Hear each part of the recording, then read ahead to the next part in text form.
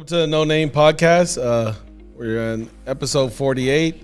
Thanks for joining us. Hopefully, you guys have been keeping up with the Book of John series. Yeah. We're on chapter 5. Again, make sure you hit that like and subscribe button. Pass it to others. Please. The like and subscribe button definitely helps because it pushes the videos to others. And what we're trying to do is just make this a discussion, encouraging, and going forward. So, again, definitely encourage you guys to ask questions and stuff. We're hopefully going to be having some guests coming on here pretty soon. So again, encourage you guys to be part of it, encouraging you guys to participate in it. And again, hopefully you guys are keeping up with the study as we're in John chapter 5. So we went to the Samaritan woman, a couple of other things. Yep. Now we're at John chapter 5. All right. This is where Jesus, he heals that guy who was at that pool. Yeah. So But it's interesting because and we're not going to read the whole chapter. I recommend you guys read the whole chapter. We're just going to pull some scriptures and some things from it. But if you look at it, this one event triggers that whole chapter. Yep. So Jesus is going to this pool, which I believe was a very much a. Don't think it was a Jewish place. It was very much a Gentile place, and they believed this angel would come down. Yeah. So that was gonna be my question. I had questions, many questions. Like, so this pool, like, did it actually really heal people? I don't think so. I don't think so because I honestly think that it was more of a story.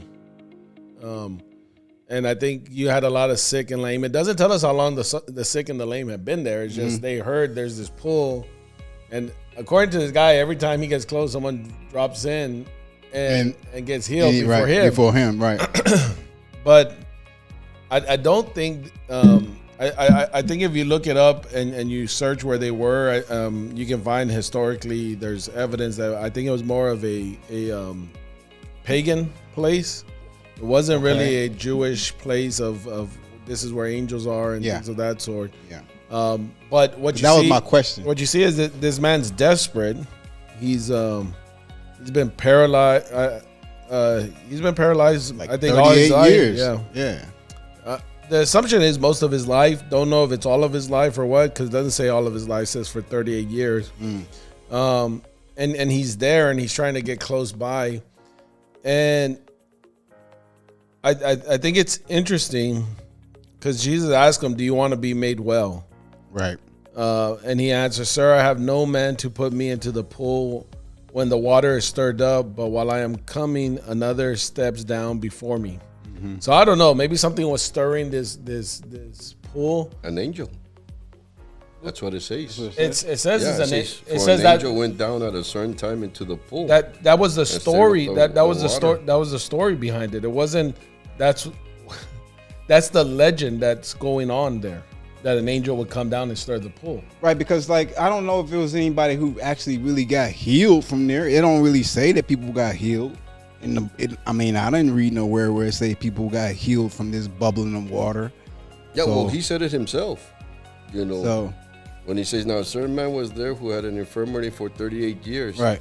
When Jesus saw him lying there and knew that he already had been in that condition a long time, right, he said to him, would you like to get well? Right. And the sick man answered, Sir, I have no man to put me into the pool when the water is stirred up, but while I am coming, another steps down before me. I guess what I'm more looking at is if you read into it, again, I think my perspective on this, and from what I've read from commentaries in the back, that this was a historical legend in a pagan worship place, that an angel would come. Because Christianity is not the only one that believes in angels. Right. So this was something that they were believing in. Okay. I personally don't believe an angel was going and stirring the water. Because if that's the case, then now you've given healing authority to angels when that's only been given to God. Right. Well, I mean, God was using the angels. God would use, he would do the miracle. Even though the angel only stirred the water, they had to have faith to jump in and believe that God was going to heal them. But the angel was the one that would come and deliver the message. So when they would stir the water, if they believed, they were healed. because he was there for 38 years. No, So- he wasn't there for 38 years. He had He's been paralyzed healed. for 38 years. Right. He hadn't been there for 30 years. The Bible doesn't say how long he has been there. It just says that Jesus shows up, this man's there, but he had been sick for 38 years. And that's what when we look at this, like, Yeah. I don't know if an angel was actually there stirring it and healing people. To me, from the commentaries that I've read, this was in a pagan area that was more thought of as a legend. Like, people would fall in and they would get healed. It's like a placebo effect. Right. Now, to me, that's the smaller part of the story. The more major part is what Jesus did, because Jesus comes and this man definitely doesn't know who Jesus is, because he even though Jesus has healed and done things, he hasn't heard of him. He doesn't know who he is, because if he did, when Jesus first asked him, "Do you want to be made well?" he would have just said yes. Yeah. Instead, he's asking for help to get to this water. Right. And then Jesus helps him and tells him, "Rise, take up your bed and walk."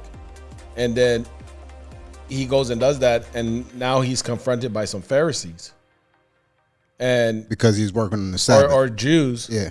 Some Jews. I assume they were Pharisees. Yeah. And he's confronted by them and says, "Why are you carrying your bed? It's the Sabbath." Yeah. And now you have a whole trigger effect that's happening here.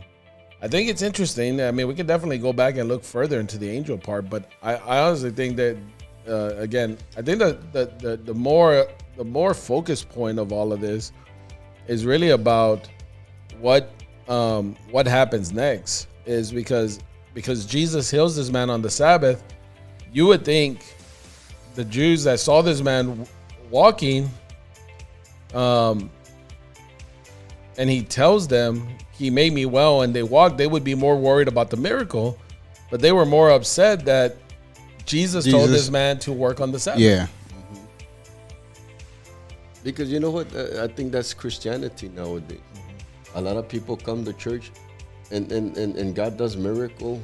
God heals people. God, encourage people and all that. And what do some people do? They always they're more discouraged, more down, and say, "Well, why am I here at the church? Why do I have to come?" Instead of seeing what God is doing. Yeah. It's like being outside. Yeah. Yeah. There's people that, come on, man. why are we still outside? Like Yeah. Instead of seeing the bigger picture, right? God is using it for evangelistic. Yeah, God yeah. is using it to reach people. He's using us as an example, as testimonies. And like here, instead of thanking God for the miracle He did, for what Jesus did, they jump on Jesus, because He did it on the Sabbath day. Yeah. Now, Instead of seeing the man heal, and then let's go back to the man, because I would use this a lot in prison. This man had been paralyzed 38 years, regardless if he was there 38 years or not. But he said that every time he would go, he was there, paralyzed, somebody would always beat him to the water. Right. So somebody had to feed this man. Somebody had to take care of him because he was paralyzed. And sometimes we get used to that. Sometimes, we use our infirmities to not. No, Didn't think about that, but yeah. Because you know what? And because the moment he was healed, when Jesus healed him, what he told him? Take up your mat and walk. Yeah. You see? Now he had to become a responsible person, a Okay. responsible Christian. Okay. And for a lot of times he was using an excuse that he could not have the miracle, whatever, because of I didn't think about that. You're right. I agree. I agree with, but that's the. No, I agree. Someone was helping him and feeding him. I don't think he was. My opinion, and that's where you have to look more into the history of the pool and stuff. I don't think they were sitting there 38 years.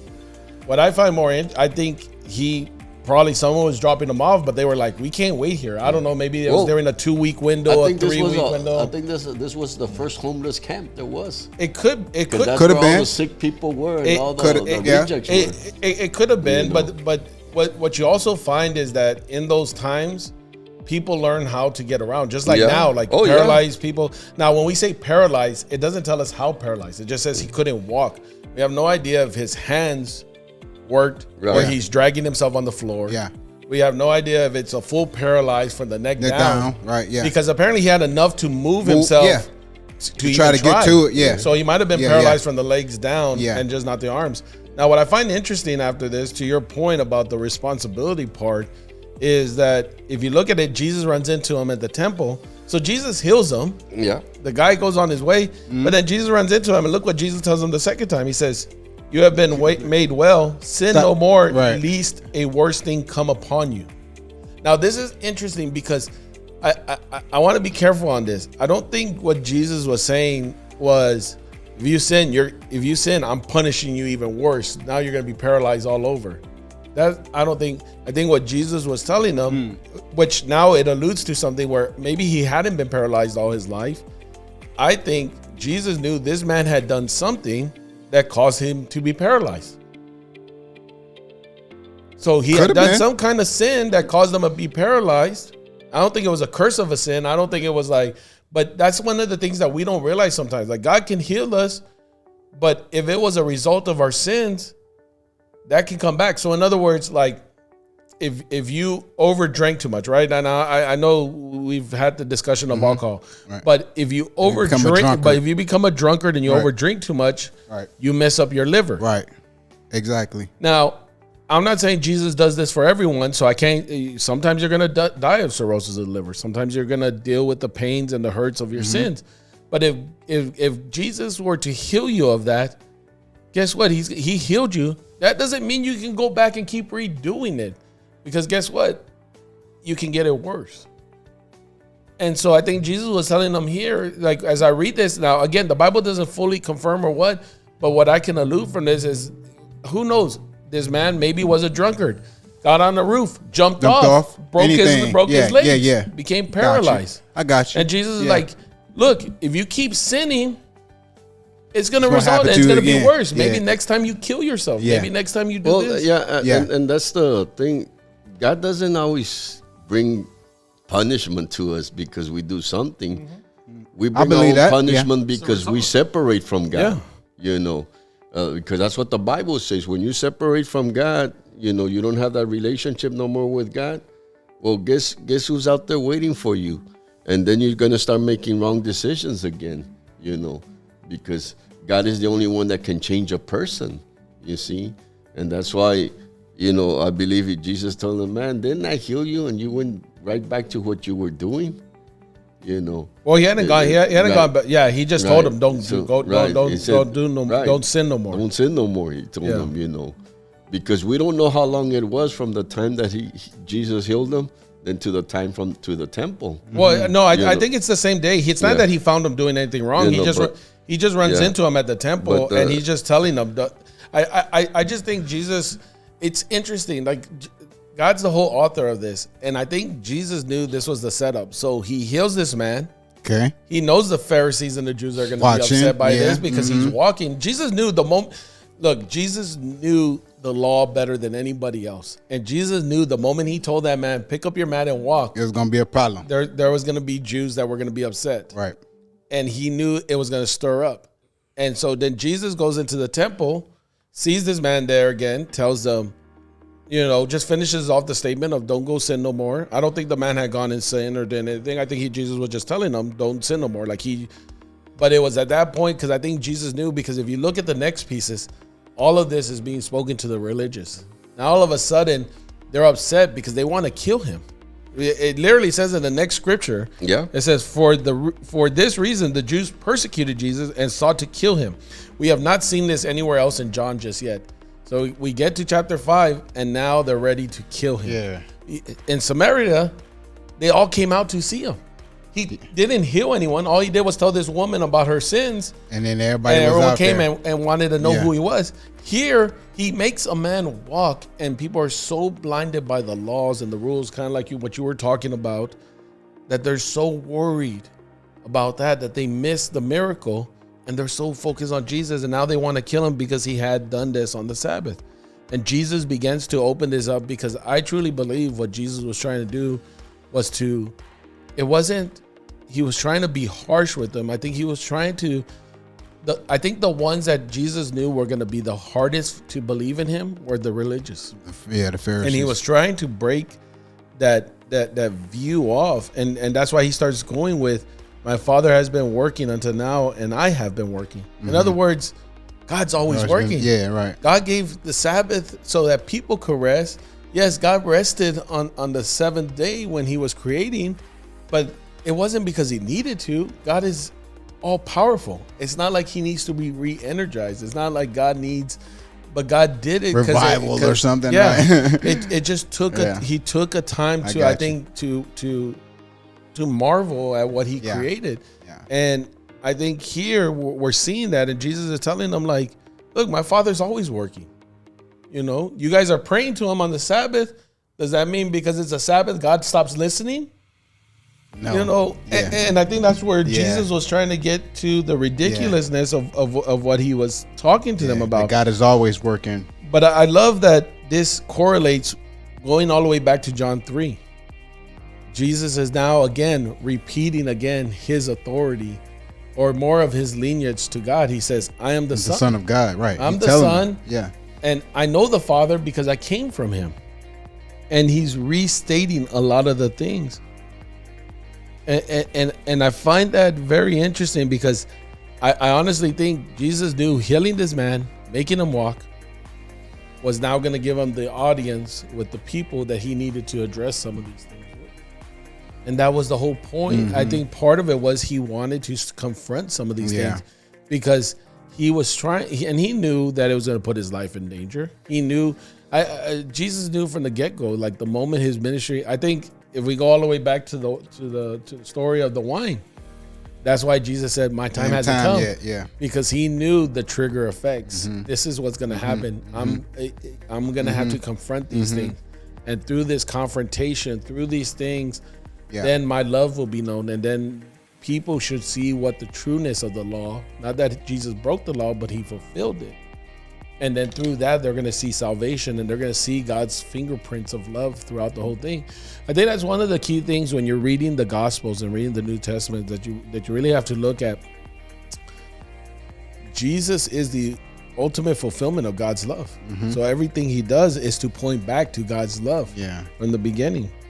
And so I think that's what we start seeing here. We start seeing Jesus talk about his relationship with the Father again. You know, like he says in 19, most assuredly I say to you, the Son can do nothing of himself, but what he sees the Father do, for whatever he does, the Son also does in the like manner. So in other words, Jesus is saying, I can't heal unless the Father gave it to me. The only reason I can heal and tell a man to walk on the Sabbath is because the Father does it. Yeah. I think it's just all really, like you said, man, it's just really totally a testament of God's love, man. I'm probably gonna skip down a little. I know we're going down, but when we start talking about in 31, right, where it says, if I were to testify on my own behalf, my testimony would not be valid, but someone else is also testifying about me, and I assure you that everything he says about me is true. In fact, you sent investigators to listen to John the Baptist, and his testimony about me was true. So I just think, man, that God was trying to show and tell people, you know, like, I'm God. I don't give you my testimony, but I'm gonna do it just to show you and that I love you, you know, and I want you to know what the truth really is. You know, that's what I got. Well, so. And I think pieces of it is that Jesus is now, if you read all that last part of it, Jesus is now trying to make them understand that he's the one, without specifically calling himself the Messiah, right? He's alluded that he's the son of God, right? But he hasn't gone completely to say he's the Messiah just yet, other than to the Samaritans. He said it to the Samaritans, but he hasn't come over here and that was the first time publicly, right? But here, what I truly think he's doing is he's starting to point them back to the scriptures, right? Because he's saying, look, if you truly read the scriptures, you would know who I am, right? And I think this is something that happens to all of us. And I think it's something that happens in today's world. We take the Bible and we start building an image of who Christ is instead of who he truly is. And I think that's what the Jews were doing. They hadn't, even to this day, they have a thought process. They have a belief based on certain scriptures, but not all of them, that the Messiah is going to be this great warrior king who's going to come and save them. And that's what everybody. And that's what the Jews thought of this time. The Messiah is going to come, and he's going to be this warrior king who comes and saves us from the Roman Empire. And what Jesus was saying, if you really go look through the stories, it wasn't about just a Jewish Messiah coming to save the Jews. Right. It was a Jewish Messiah coming to save the world. And that's what he's talking about, that the Bible, and that's why it's important that we read all parts of the Bible. There's certain places, I know pastors talked about this, there's certain places that they only focus on the New Testament. There's certain places that only focus, the Jews only focus on the Torah, the Old Testament, the first 4 books. But if you look at Jesus, he's pointing back to the Old Testament saying it is testament of who he is. And so that's why when you start looking at it, you start seeing God's love and you start seeing fingerprints of God all over the place. Because the human nature was when Adam and Eve sinned, the relationship was cut off, and then they had to, because of sin, now you had to start building your relationship with God. Right. Because even when Moses, the people are the ones that asked for the commandments. Asked for, God to give them some way. And God told Moses, you and the people come up to the mountain. But the people didn't want to go up, though. And the people said, no, you know what, You Moses, just go. you go and talk to God. And whatever God tells you, You come back then and tell come and us. tell us. Yeah. So Moses went, and that's when God gave him the 10 Commandments. He gave him, a set of outline how to live. But then by the time Moses came down, They had already built their own, their own idols and all that. Right. So since that time, God has always been trying to do. And then, from the 10 Commandments, the Jews made about another 600, 7,000 more rules. They kept on adding to the laws. Yeah. You see? Yeah. And by the time the Pharisees and all that, they were living more by the law instead of having a relationship with God. So when Jesus came and he broke all that stereotype, like here, when he broke, technically they say he broke the law because he healed a man on the Sabbath day, so they were coming down on him. Instead of realizing, you know what, if you have a relationship with God, God's going to do what he needs to do no matter when it is. He's going to do it. Agreed. Yeah. And that's the same way in Christianity, when you love God, like I tell people ask me, look, what I do for God as a pastor, as a Christian, all that, is not because I have to, It's because you want to. Right. I'm grateful for what God did in my life.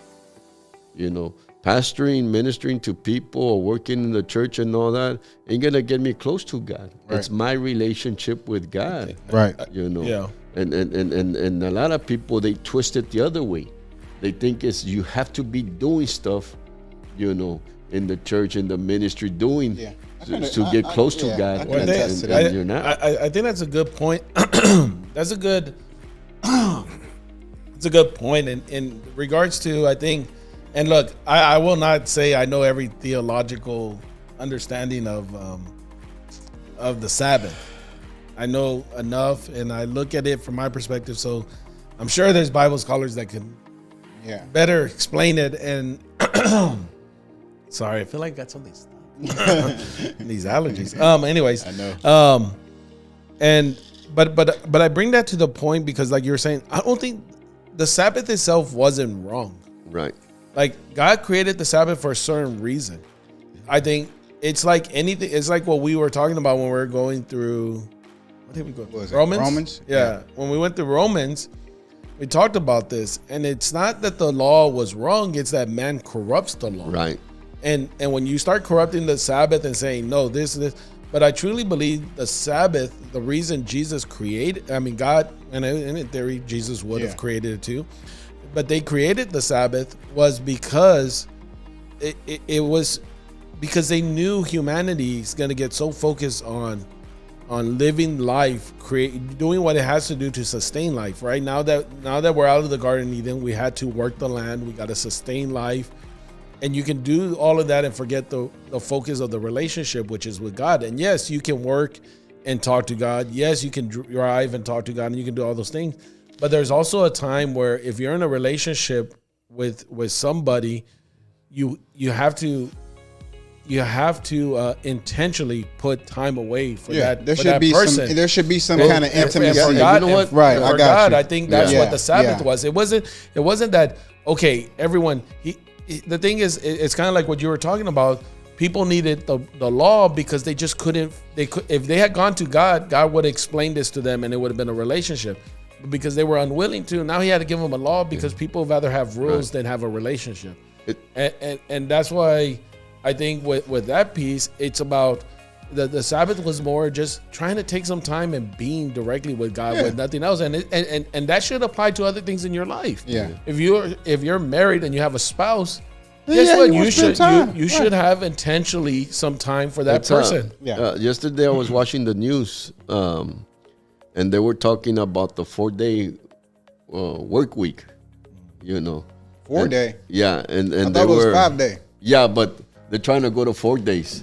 And in Europe, somewhere in Europe, they've been experimenting with a 4-day. They got a lot of big companies, corporations in Europe to try the 4 days.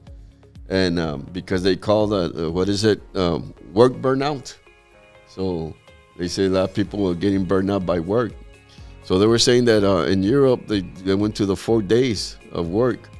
And they said they were saying that in Europe we got more productivity still, like if we working 5 days, 6 days, and all this, because that's where they come with mental health and all that. That you need time to refresh yourself. You need time to, like, people ride bikes and do this and do that, And the Sabbath, I believe, is like here in America.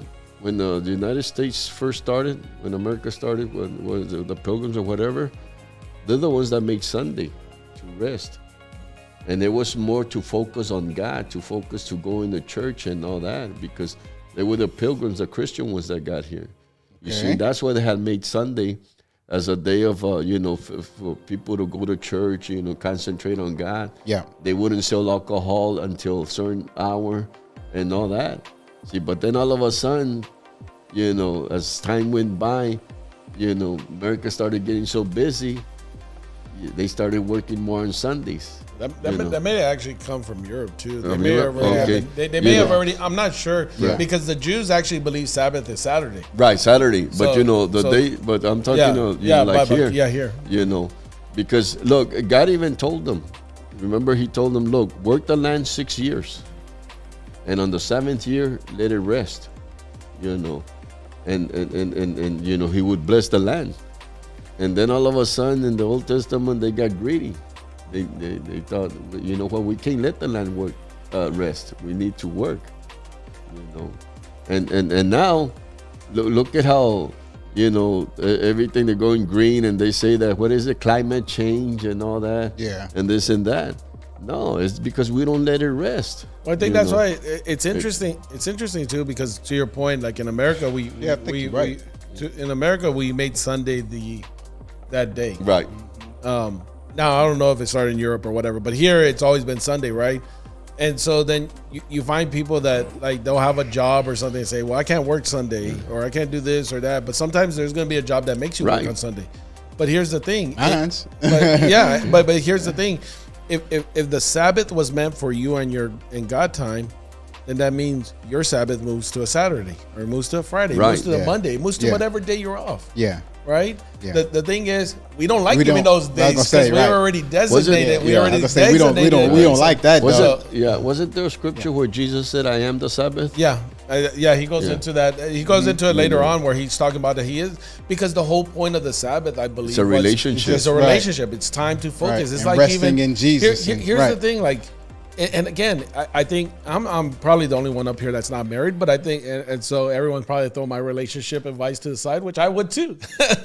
But here, when you're dealing with relationships, spouses and stuff, in theory, you should intentionally have time with your spouse. No, but and that's where God uses the demonstration of this. Like now, if you make a rule where it's like, okay, every Wednesday at 7:00 is date night, we need to do it. Yeah. Then all of a sudden, at some point, the first few times it's like, oh, cool. then it becomes an obligation. Yeah. Now, when you intentionally say we're going to have time together, but we're going to figure it out and we're going to keep Yeah. the romance or whatever. no. Now it's different. Totally agree. And that's the same thing Totally with agree. that's the same thing with God. When you intentionally Totally try to agree. when you intentionally try to keep the Sabbath in that this is my time with God. This is the time I'm, you know, and it It's could be not for gonna- anyone whenever it is. It could be Mondays or your like. I think church on Sundays is about us connecting with each other. Right. And I wouldn't even call that the Sabbath. That for us, a Sabbath. That's us connecting with each Communal, other. right, being a community. communal, But right. there should be a time whenever you have it, depending on your schedule and what you deal with God, where you say, "Hey, I'm gonna shut everything off, and this is just about me and God. I'm intentionally gonna shut it off. Like I'm gonna make sure my kids are somewhere. I'm gonna make sure my spouse is whatever, and I'm gonna shut off my time so that this is intentionally for me and God, and that's it. That, You know, because during the New Testament, this ain't the only time that he did something on the Sabbath. No, he Yeah. says it's going to come up several times. It come up several times, But I think that's because he knew that was one of the things that was. They were sticklers to the rule, and that's the sad thing, you know. I tell people when they first come to church, they fall in love with God. They want to come to pray. They'll come to the prayer. They'll come to the services and all that because they're in love with God. You know, it's their first love. What Jesus, you know, what John said in Revelation. But then I've seen it when they join the ministry and all that. Now it becomes like an obligation. You know, and instead of wanting to pray, seeking God. Yeah. Wanting to be in church, worshiping God with other, congregate together. Now they feel I have to go. Yeah. And that's why I think that's why there's a lot of miserable Christians, because when they come, they're not coming because they love God. Now they're coming because they're obligated. Yeah, And to then, your, hold on, just to your point though about the Sabbath, man, like, and spending time with God. Look, this is me. I believe that God, He'll make time. Yeah. He'll make a time for you to spend with Him, only with Him. Like, and I think sometimes we have to recognize. We have to recognize It has that. to become your choice with Yeah, right. You know what I mean? Yeah, going back to marriage, it's weird because I've been married for 40-something years, but I've been marrying people for 35 years or so. And it's weird that when before they come to the altar and before they sign that piece of paper, man, you would see that couple always together, always holding hands, sitting in the car right next to each other. Now it's against the law if you don't have a seatbelt next to you, walking and talking and all that. But then once that piece of paper is signed, that actually tells them that you're man and wife, all of a sudden that relationship changes. Now they think they're obligated to each other in a relationship. And instead of, remembering what brought them to that point, And I think that's what it is, man. And that's the same way. Sometimes we forget why God brought us to this point. Regardless because we all didn't come seeking God. We all came because, we all had a need. And through that, Jesus touched our life. And a lot of us, we build a relationship with Him, but then with time, we forget. We feel like we're obligated, to do this, to do that. And God doesn't obligate you to do nothing, No way.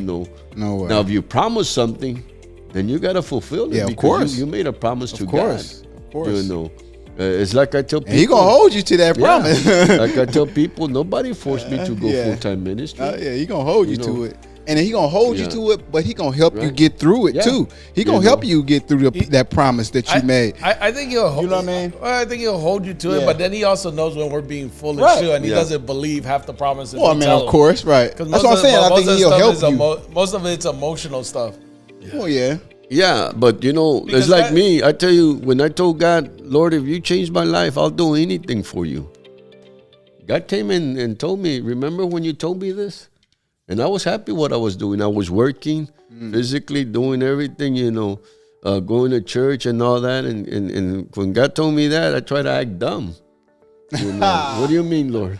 And that's what goes back to Tony's point. but God, But I still think, like, even if you, my personal opinion, you had not fulfilled that promise, right? I think God called you for Oh, what yeah, you're doing. nah. And stuff, Oh, but- yeah. Still gonna be there, right? But if you go all the way back and you say, yeah, Lord, I wasn't ready for making that promise. It's not like, okay, well, now I'm taking my salvation away. No, God would have been like, Right. all right, I got to deal with you a little bit more. I'm Right. going to work with you more.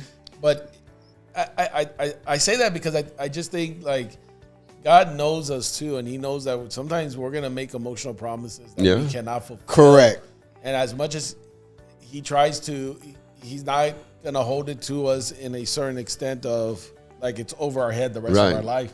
Like that, your promise, your promise started off somewhere, but then it transformed into like you're not still doing what you're doing because of that one promise. It transformed into because a relationship, and the more you get into a relationship, the more you want to please that person. Yeah, you see. And when you're not in the relationship, you don't want to please that person. You know, that's why.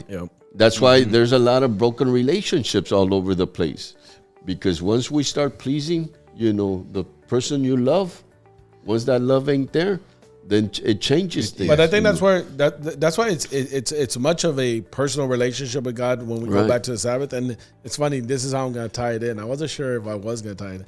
It's like the Ashbury revival that was going on right now, right? Revival, awakening, whatever you want to call it.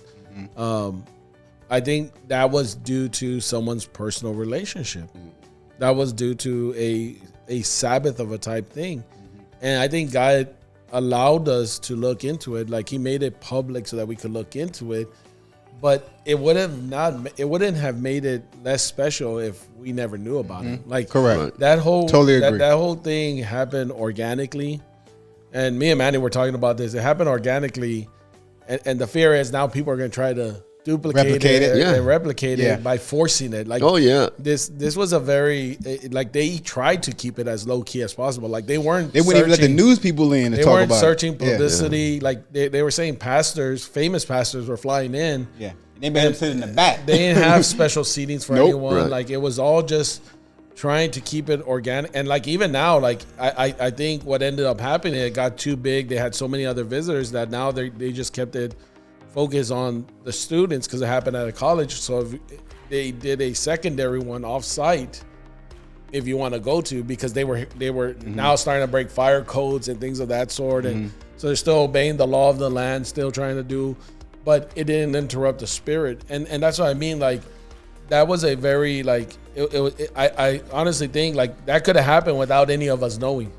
Like it could have been limited to 10, 20, maybe 100 people. And it wouldn't have made it any less important. We just wouldn't know about it. And I think sometimes God lets us have a glimpse in there so that we know he's still doing stuff like this. God's going to move whenever he wants to move. It can be through a song. It can be through a word. It can be through somebody, giving you a smile or whatever. Yeah. Because you're right. Jesus loves you. Anything. I remember this evangelist that once came here, and we had him for... I think we were having a 5-day revival, and the first night that he was going to preach, they sang that song, Jesus is the Rock. And man, when they started singing, all of a sudden God started moving. I mean, God moved that day through that song and all that, and he preached, and I mean, God did mighty things. The next day, he told the group, sing Jesus is the Rock. And they started singing it. And nothing really happened. And he stopped everybody and he started rebuking the musicians, rebuking the congregation that they had to get right and all that, And man, it went on for a while. The third night, the same thing. Until I finally told him, look, it wasn't the song that God moved. Yeah. At that time, for whatever reason, God used that song, but he's not going to use it every time. I mean, the songs have meaning, and they can touch you, but you can't just think, okay, this is the one song that God's gonna move. Yeah. Right. It can be different songs every time. Well, I think, and sometimes it doesn't even have to be a song. Well, and that's what I mean, because like it's like, and in the past, I mean, that's the way organizations and things we were taught, that you hold revivals, you hold in this and that. But this wasn't a planned revival. Right. This was someone's. This was a Bible study. It was a Bible study that exploded. That exploded, and it became a 24/7 thing. Like They had people there. Like it started off with a small group of students and stuff. They were having a Bible study. One got saved and started sharing his testimony, and then I guess Matty, you heard more about it. I guess he was calling people, asking for forgiveness. Yeah. Well, then that brought other people. And they just and it became a 24/7 worship. And it wasn't like they were planning it, and that's what I mean. I think even if that didn't happen, like let's say it only stayed with 30 people and it never got made the news. I mean, God's still moving. Yeah. But I think God gives us glimpses of that, and that's why I think it's very careful. Like with here. What I'm trying to tie it back to, that all happened because they were having their time with God. Right. They put their time aside. Who knows that could have been a Bible study they were having for 5 years, and they had no more than 5 people always showing up. Then all of a sudden, because those 5 people were faithful and giving their time to God and having that relationship building it, then it blew up to this. Now that doesn't mean that it'll happen for everyone. I think God showing up can happen for everyone, but not everyone's going to get the publicity or the public attention like that. It's like David Wilkerson, when God came in and dealt with him to go to New York, because he saw the newspaper in Pennsylvania, wherever he lived in the country. He was a country preacher. And he saw those 5 young men, I think they were, or 6 gang members have killed somebody, something they're going to court. He felt a burden, to go over there. And that's how, all this, I call it a mess, but it's not. It's a blessing. Where all the gang members and drug addicts started getting saved. That's where Nicky Cruz got saved and Sonny Argazzoni and all that. But then afterwards, he gave up Teen Challenge and he moved on to other things that God wanted to do in his life, And sometimes we concentrate too much on one thing instead of, God, like now, even before the pandemic, God had already dealt with you for us to be outside. We're going to be 2 Sundays out and 2 Sundays inside. Yeah. And we had even set the stage where it was and all that. And then only God knew what was going to happen after, because none of us knew the future. True. None of us knew that COVID was going to hit. That. Yeah, true. We didn't know that. And then from there, God, look what God has done. But then there's a lot of people that think that God has to be inside a building only. Well, that's what I mean. But again, it's about the faithfulness and the time with God, because sometimes you're going to, again, I don't know how long these people were having this. And that's but the important part wasn't about the result of it. It was that they were taking the time to be with God. And I think that's what the Sabbath is about. As we close out, I think one of the interesting parts about all of this is the very end. Like he's tying this all in. And I find it interesting. I'm going to just read it real quick and then we'll start closing out, which 41, it says, I do not receive honor from man, but I know you that you do not have the love of God in you. I have come in my Father's name and you do not receive me. If anyone comes in his own name, him you will receive. Yeah. Ain't that I found that funny. And then it goes any further. Like he's basically saying, if I come in my own name, you would have been fine. But because I'm coming from God, you don't believe me. Yeah. And it says, how can you believe who receives honor from one another and do not seek the honor that comes from the only God? Right. Do not think that I shall accuse you to the Father. This is what I find really interesting, this last part. Do not think I shall accuse you to the Father. There is one who accuses you, Moses, in whom you trust. For if you believe Moses, you would believe me, for he wrote about me. But if you do not believe his writings, how will you believe my words? Right. And I find it interesting because if you understand the Jewish culture, Moses is one of the top figures in Jewish culture. Like if you take the Messiah out, we believe Jesus is the Messiah. To the Jewish people, Moses is almost like Jesus. Like that, he's that high up because this is the man that's heard from God. He gave them the law. He's given them all this. Like he was talking directly with God on all this stuff. Took people out of Egypt. So Moses is very up there. And for Jesus to tell them that basically, one, he's saying, look, I'm not accusing you guys, but Moses is, because all of Moses' writings point to me. If you go and read about Moses' writing, they're pointing to me. Yeah. So if you don't want to believe in me, then you need to go talk to Moses, because Moses is the one that's pointing to me. And that's what I mean. Yeah. The Old Testament, the New Testament go hand in hand. You see? And now we have to have both, because that's what Jesus said. You know what? study Moses, study the Old Testament. But And he talked about me. and you're going to see this so many times throughout the gospel, especially in John, because if we go back to chapter 3, well, what did he refer to? The bronze serpent. Who made the bronze serpent? Yeah. Moses. Oh, yeah. And it was what? On a cross. Yeah. It's all. Yeah. That's what Jesus is telling them. Look, all this is pointing back that's to why. me. What do you think? That's why God told Moses that he could not enter the promised land with his people, because he remember 2 times God used a rock to bring water. Right. You know, the first time he was supposed to hit it. You know, strike it. The second time, God told him to talk to the rock. You see, but because Moses was so frustrated and so mad with the people, you know, because he became a pastor of 1 million people at that time.